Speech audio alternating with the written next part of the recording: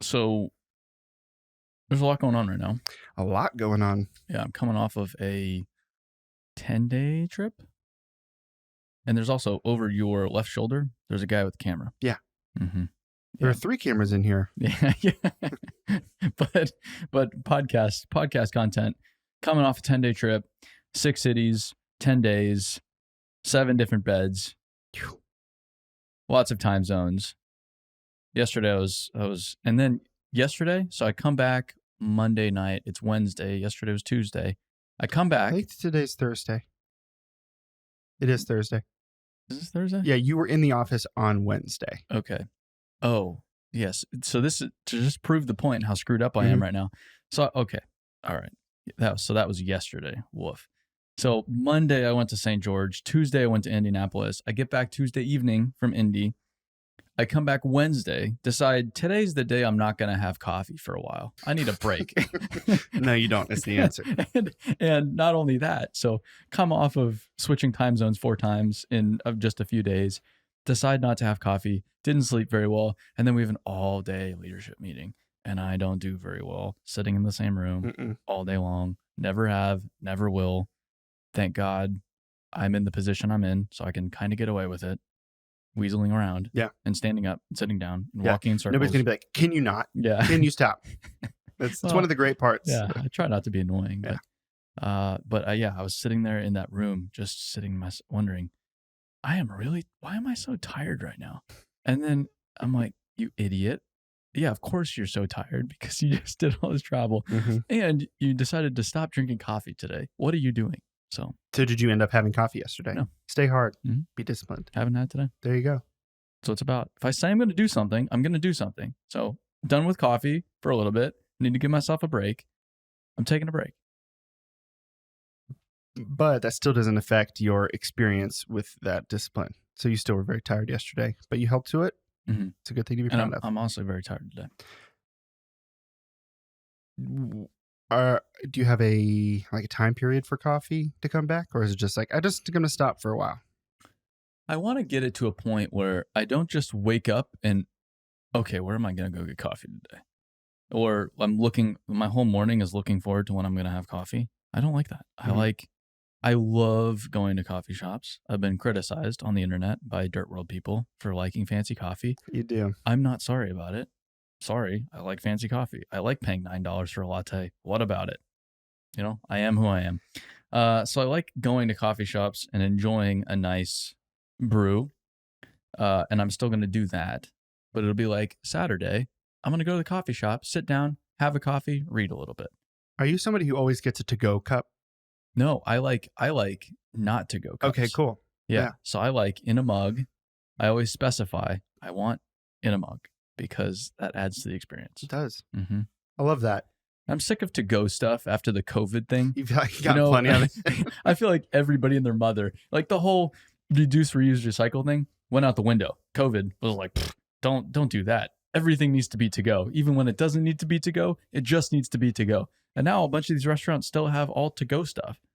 Well, like Chipotle is now essentially just to-go. They just assume you're wanting it in a bag. Yes. It's just how they do it now. Everything is still just to go. Or there's like coffee shops I'll go to. They have all the mugs up on top of the espresso machine, but it's just to go. You can't get it in a mug. I'm looking at it's right there. Just put it in that little thing and wash it afterwards. How hard is it? How hard is that? I was thinking about like the fancy coffee experience this week, because when you're greeted by a barista, they say a thing that almost no other restaurant or place you would visit to get something says. They don't say, "What can I get for you?" They say, "What can I get started for you?" Which tells you it's going to take a minute. Yes. At a bar, they're going to be like, "Hey, what can I make for you?" Okay, beer or a cocktail.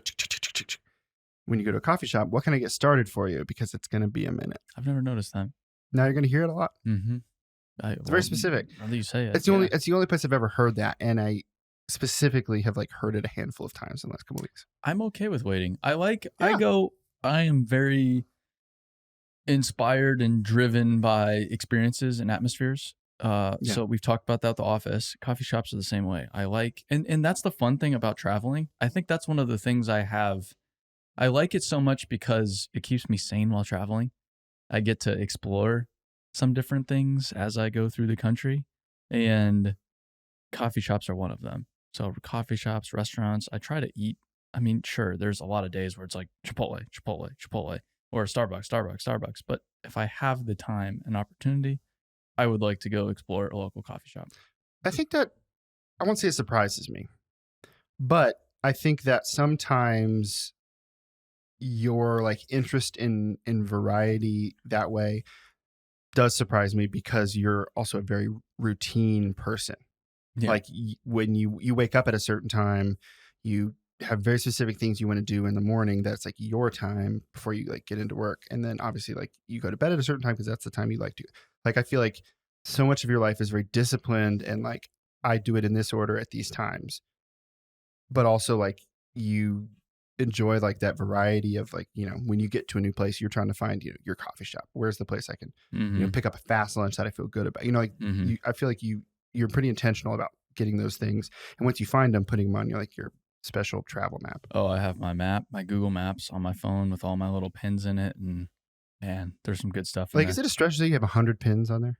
Oh, I've Way more. Yeah. Okay. Yeah, there's thousands. Awesome. Because there's a lot. I'll save, like, I'll get job site locations that are also on there, and Airbnbs. So a lot of them are old that I need to throw away, but I haven't got around to it. It's just building your cache. Yeah, there's a lot of junk on my Google Maps, but there's a lot of great eateries and coffee shops. Sure. Well, when we went to Salt Lake City, you're like, no, I know where we're going for breakfast, and I know where we're getting coffee. And it was and there are good two separate breakfast. places. I know, it was awesome. It was good coffee and good breakfast. Yeah. There you go. I was like, I have faith in the process, but I remember I'm like, oh, we're eating here. You're like, no, we're going somewhere else. I'm like, okay. But if we're in Florida, we're going to Wawa. Of course, as any Floridian would. I think the last Florida trip we ate at Wawa like 4 days in a row. Is that an East Coast thing? Like I'd never heard of it till y'all started like making jokes about it. So it's in New Jersey. I think it goes as high as New Jersey, and then it goes down to Pennsylvania or so, and then it just skips to Florida. Interesting. Yeah. Okay. So they're headquartered kind of in the Northeast, but they're all over Florida as well. And I'm just sitting here. I've really thought about writing into Wawa corporate and recommending that they go into the Nashville market. Is it just a fancy gas station? So or not even fancy, but it's a consistently nice gas station. The cool thing is they have people making food there, and you just walk up to the computer and you get to build whatever you want to eat. Like a Sheetz. Yeah, like a Sheetz, I guess. But Eric Jumper has he's like, no. Sheetz sucks. Wawa. Yeah, Eric, I'm not the expert on the subject. Eric is the expert on the subject, but you go in, you order whatever you want on the computer. They have breakfast, so I always get a breakfast bowl, of course. And then it prints out a receipt. They call your number, you pick up your food, and you go check out like at a gas station.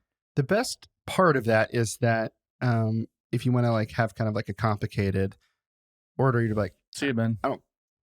Thanks, Ben. The cameraman's leaving. Welcome to Build It. Welcome to Build It. The great thing about ordering in that way is if I have an annoying order or a complicated order, I don't have to look somebody in the eye when I put it in. No, I'd be like, okay, this is just what I want, and I don't have to talk to anybody about it. Yeah. It'll either come to me correct or not, and I'm just going to eat it anyway. Sure. I would like no mayo, extra salt, light pepper. Sure, I'll have a little bit of olive oil. In theory, they're doing that.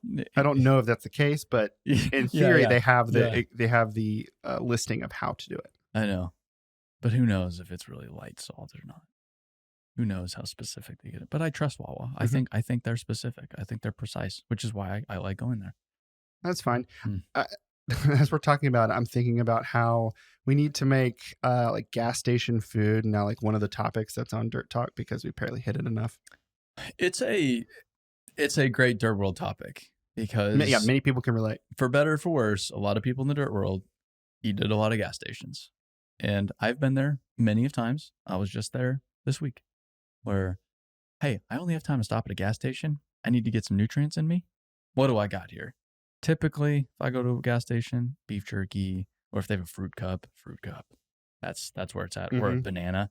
Like if they have a banana at a gas station, that's lucky, man. That is a big deal. A lot of people in the dirt world though, they don't eat bananas at gas stations. They eat just like whatever taquitos are on the little whatever's rolling. whatever. Do you want a buffalo tornado taquito? Yeah. Get you one. Yeah. And a $5 bag of Takis. And an energy drink. Yeah. I would say there is a subculture at BuildWit about energy drinks. There seems to be like a thing among many people at BuildWit. Yeah, and it's annoying. Drink coffee like an adult. Well, like when I open up the refrigerator here, there's a bunch of soda in there.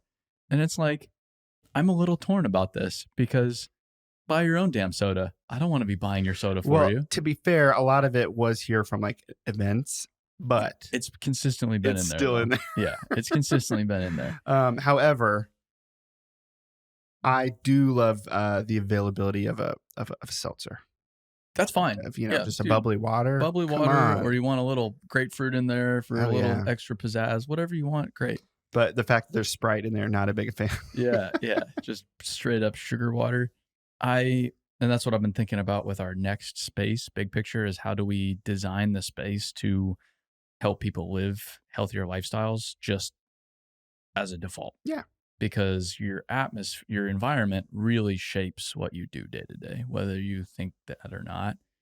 So I think we can design a pretty effective space to help people be healthier. Yeah. Like I want to build a cafe. I'll create a cafe, have a gym at the office, have a bunch of stuff that it just makes it easy to not be a total sack of potatoes. Well, but I do think that goes back to your comment about how a lot of people in like the dirt world end up eating at gas stations a lot because like that's what's available and that's what's near work and they got to do that before they go back to work. Well, when you're working 12, 14 hours a day. In the middle of nowhere often. In the middle of nowhere. It's not like you're going to make yourself a nice salad in the morning. Yeah, there's not exactly a Whole Foods next door. No, there's no Whole Foods salad bar when you're in Glamis, California. I've been there, trust me. There ain't. When I was on the railroad, because breakfast and lunch you'd have to kind of make up, and then so you'd get one meal a day, and I would go to Chipotle, and that was or Chick-fil-A. Well, you can ride to Chipotle all day if you plan that time right. That can be the only thing you eat. Yeah, but we'd wake up at 2:30, get there by 4, work till 4 or so typically. So, and then you drive an hour and a half back. So you'd be getting back 5:30, and then you go pick up some food somewhere after you've been working all day. Go pick up a little bit of food, go back to your hotel room, sleep until 2:00, go to bed, sleep until your alarm goes off 2:30. Yep. Wake up, hate your life, question why you're doing everything you're doing. Get your clothes on, go back to work. Then you see your paycheck, and you're like, "You're cool." Oh, that's why I'm doing this. Yeah. It is worth it. 80 hours a week, 40 hours overtime. That is sick. Summer after college, I worked at like a FedEx, and that was a 2 to 9 a.m. thing, and that was like definitely a welcome to the real world like moment for me. It's like, oh, some people, this is like the thing they do. That's a tough schedule, man. Well, I just posted about this on social media the other day about there's a lot of kids and young people and just people in general, I think, that are kind of confused about where the hell they are in life. I think that's a great starting point, is going to get just a manual labor job, or like working in a warehouse, working construction, or working in in food service or retail. I think just going to get a shitty job, like deliberately, just kind of starting there, it teaches you so much and gives you so many tools that you're going to use your whole career. But that's hands down, if you haven't worked a shitty job like that, you're missing out, because that really equips you for a lot later on. I'd agree. And is a great motivation too. Ideally, you get into that and you're motivated. Like, I don't want to do this for 40 years. Are you kidding me? And you start to be a little bit more introspective and find a different path. And 126, there you go. I also think we're hiring. Buildit.com. Buildit.com. We need an office manager. I think also what's like an interesting piece of that is you learn like the perspective of like what it takes to work those jobs. So when you Yes. interact with those people, you're far less likely to be like, oh, because it's like you understand that's a hard job. Yeah, I'm not going to be an asshole to a. I've never worked food service, but I worked in retail, so you're serving people all day long Yeah. essentially, and I'm not going to be an asshole to a server at a restaurant. It's like, I mean, even if they suck, I'm not going to be an It's asshole. kind of generational too, and I'm not necessarily like I do agree going with that. at older generations, but I will more say about people who like are in their 30s and 20s who are far more likely to apologize to a server. Like, hey, Yeah. I'm really sorry. Like, is it okay? I asked for this without. And again, I'm really, really sorry. Like that to me, like that's more typical of like Mhm. people our age than like, what the hell is wrong with you? Like I said, Yeah. that Like, Grandpa, I would be you can't. shocked to hear somebody in their 20s and 30s say that. I would not be shocked to hear somebody say that in their 60s. Well, yeah. Well, it's like, yeah, Grandpa, you can't call the server a dumb piece of shit. You do can't yell that across the restaurant Mhm. these days. Come on, Grandpa. That's why you're only a server. Unfortunately, all my grandparents are dead, so I don't have to worry about that. Yeah, they're not coming after you. They definitely don't listen to Dirt Talk, so it's fine. It's one of my favorite jokes because it makes people really they don't know how to react. I'm like, it's okay. It's been since I'm like 5 years old, Yeah. so I've gotten through it. It's not very raw I'm in at this point in therapy. your life. Yeah. Okay. Well, we have a couple. Honestly, we've got two like big questions. Okay. That I would think require some good time. If you feel good jumping in. Yeah. Cool. Well, we've got time. We've got time. I have nothing but time these days. All right. First question is from Alex, who, what a great name. What a great name. Mhm. And not me either. This was not, I didn't write this and be like, you know what? We need to be talking about this. Mhm. I did not do that. That's what we did for the first 100 episodes. Yeah. I got a cool question people probably are thinking about. No, we ran out of names though, so but fortunately we started to get real questions. I think in theory, I've maybe made up 2 questions total for Dirt Talk. That's pretty It's good. pretty good, I think. Yeah. You know, we had to get going, but it was fine. All right. So first question from Alex. I've heard you state that our industry has a huge people problem, yet we ignore 50% of the population, working females. I think that for companies who work locally on a daily basis, think asphalt production and lay down, dump truck providers, etc., that a huge opportunity would exist to partner with a local childcare provider. Working parents could drop off kids at a childcare center in close proximity to the contractor's shop where the crews meet in the morning before heading off to the job site. Additionally, the contractor would have a built-in opportunity to teach local youth about careers in construction. Seems like a no-brainer for me. Do any companies do anything to support family life in this way and making life easier for working mothers and fathers?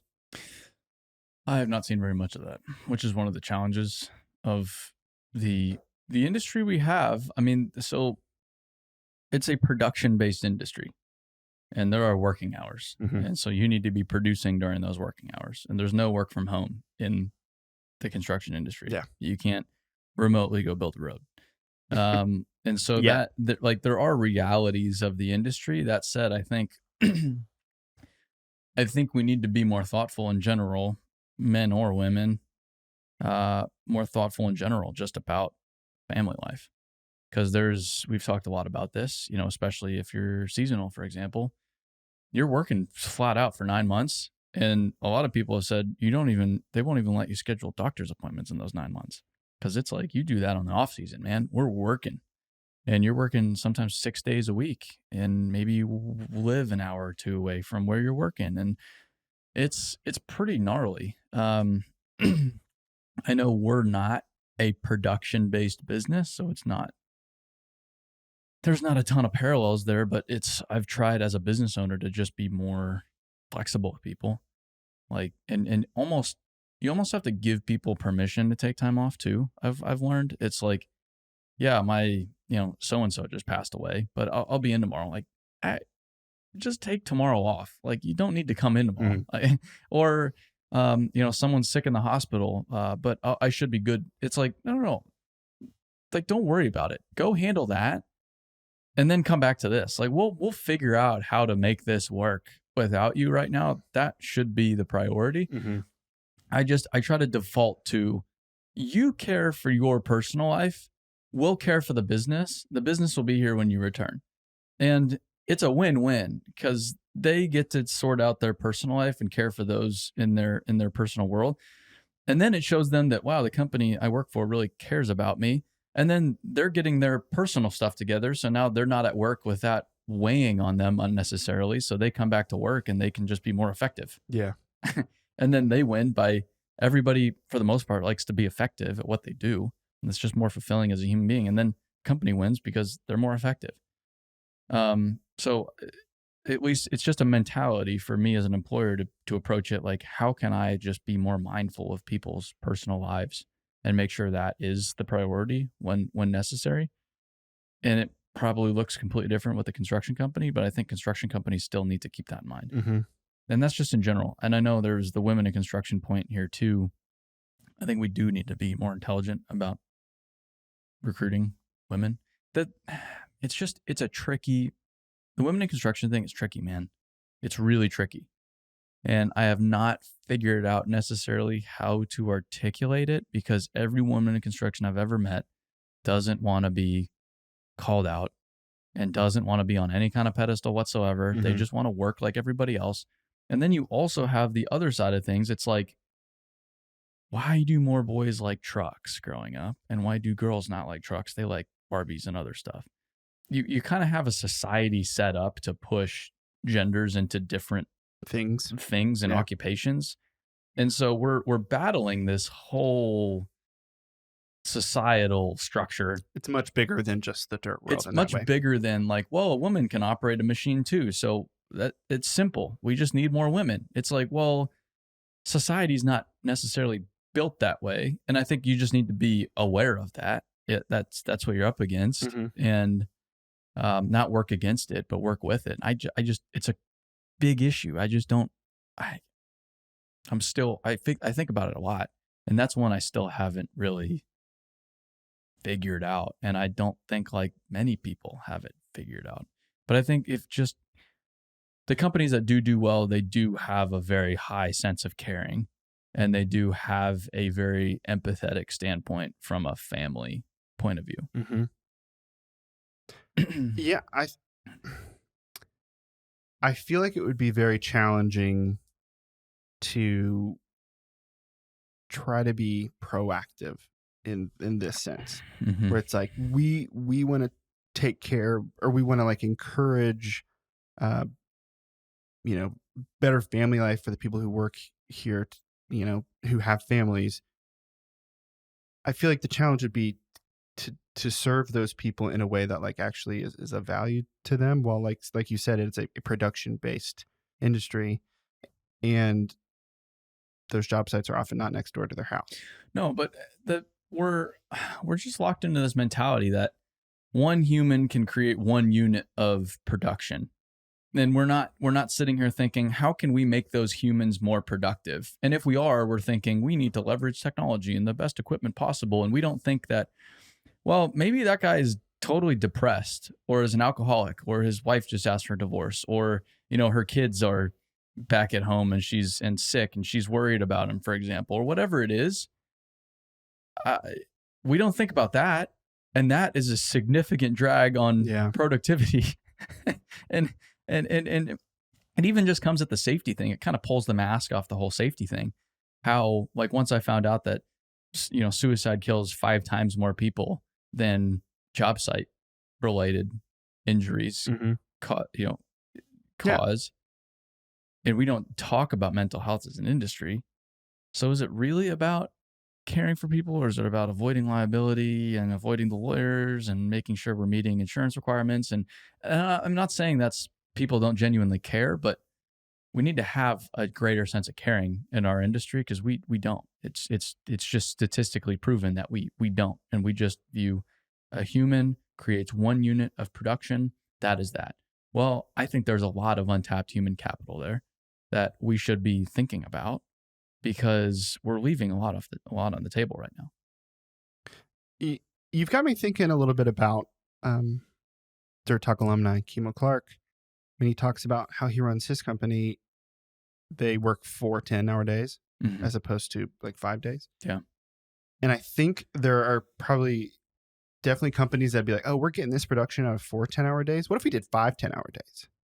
Because it's like, well, we'll get more production that way. Yeah, it's super tempting. But what Kimo has found is like that doesn't just turn into more production. Yeah. He's like, I'm getting peak production out of this particular like system that I've set up because my guys are more productive and more Well, effective.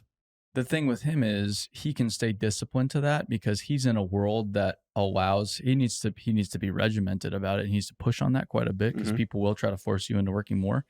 But there's like, you go to work for DOTs and big general contractors and so on and so forth. They're going to require you that, like, that's not going to be an option. Like, to win the work, you can't just show up 4 days a week. Yeah. We need the job done. And sometimes they're giving you a schedule that can only be met by working 7 days a week, sometimes double shift. And they don't care. They just want the job done yesterday. So it's just I don't know. But I think if you build a company with just I think you can still operate, in a fast-paced production environment with a high sense of caring. It starts with just, how can I care for my people more? If I'm a foreman, how can I care for those I lead more? Or if I'm a laborer, how can I care for those around me on my crew more? I think it comes not just from a company's owner, company owner, but I think it comes through everybody asking, how can I just care for those around me? If you care for those around you, they're going to care for you when you need help. And it's going to make everybody, it's just a lot more fun when you actually care about the people you work with. It's a lot more fun. It is so much more fulfilling, so much less exhausting because you can trust everybody around you. Yeah. You don't have to be constantly shielded from everything. And you're doing much better work. And then you're making the company more money. Everybody wins. I have a dumb question. When you're talking about, like, this is a project that's going to require, working 7 days a week, sometimes double shift. If there were more people available, like if they had a larger team to devote more people to a project, is that something that then gets done faster, or just people are worked less? Yeah, potentially, but the companies can't hire people right now. Well, that's what I'm saying. if they had more people, it wouldn't be scheduled that way. And it's potentially getting worse because, these companies are very understaffed and they're still committing to work they should not necessarily be committing to. And so they're like, well, on paper, we can get it done in this many days. And we'll just have all these people work these amount of hours every day. Yeah. And then there's the, like I said before, working 80 hours a week, you get a lot of overtime and you make a lot of money, but it's kind of a trap. It's chill. It's chill when you're a kid because you're like, this is awesome. I don't have a family to go back to or whatever. Like, I can just work, man. This is like the golden handcuffs thing. Yeah. And especially if you're away from home, all you want to do is just work. Like, I want to work 12, 14 hours a day because what else am I going to do? What else? Yeah. I mean, I'm just going to sit back in the hotel room. Absolutely not. I want to be out here working. But yeah, you adjust your cost of living to what you're getting paid. And then now you're screwed. Now you have to keep working those hours to keep up with your cost of living. Brutal. Yeah. Well, thanks for answering that. I mean, it's very complicated with the how these companies can like serve families and serve like mothers. Like, I don't even know what it looks like for like a woman in construction to like have a child. Like, I can't even wrap my brain around that. That's what I'm like. That's why I can't figure this one out quite yet because I don't have the perspective I need to figure that one out. I also, it's important to note as well that a lot more families nowadays, both husband, wife, both of them work. Oh yeah. Compared to even just 20, 30 years ago, it used to be not very many households, both parties worked, but now both of them typically work. So before childcare wasn't such a big deal because you only had one party working. Yeah, the somebody other was would be home taking taking care of the kids. Now that's not as much the case just from a statistical standpoint. And so the world has changed in the past few decades in that regard as well. I've thought about childcare from a billet standpoint. I would love to have childcare at some point. I mean, obviously it's not viable right now, but as we grow and grow and grow, I don't see why we shouldn't at least offer something. Well, and especially like the cost of childcare are crazy high these days too, and especially in certain markets where it's like both spouses have to work in order to afford the childcare in the first place. Yeah. Just because that's the reality. Yeah. Well, thanks, Alex, for sending that question. Appreciate it. There's 3 more questions. I was going to kind of try to go in order, but the next one also has like a family vibe. So does it make more sense to you to do that one too, or to like come to a different topic? Different topic. Okay. Got it. All right. Next question from Harley. Great name. I've been a service tech for the last 12 years and have worked in the research and development, mining, and teaching side of the equipment industry. The one thing I have found in common between all of them is the need for good, reliable technicians. Where do technicians fit into the BuildWit mission to make the dirt world a better place? They're huge, man.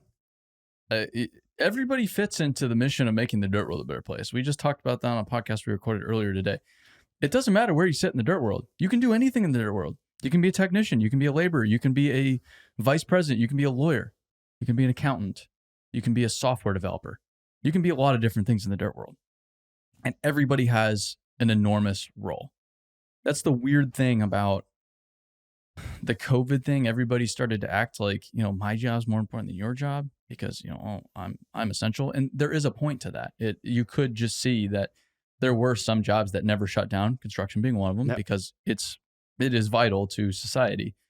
But that said, everybody's job is important. Everybody's job is essential. Every aspect of the dirt world is vital to making the dirt world work. That's why there's all different roles at a company. You need them all to make the whole thing work. So technicians are a huge component of that. Huge component of that. And we're, with our training product, we don't have that out quite yet, but we're already exploring with some dealers creating specific technician-specific tracks because we need technicians. And I think that's an awesome career. Every time I go into a cat shop, which is quite a bit, or a dealer, any kind of dealer shop, but I go to a lot of cat these days. I'm just fascinated by what these guys do because it is a total art form.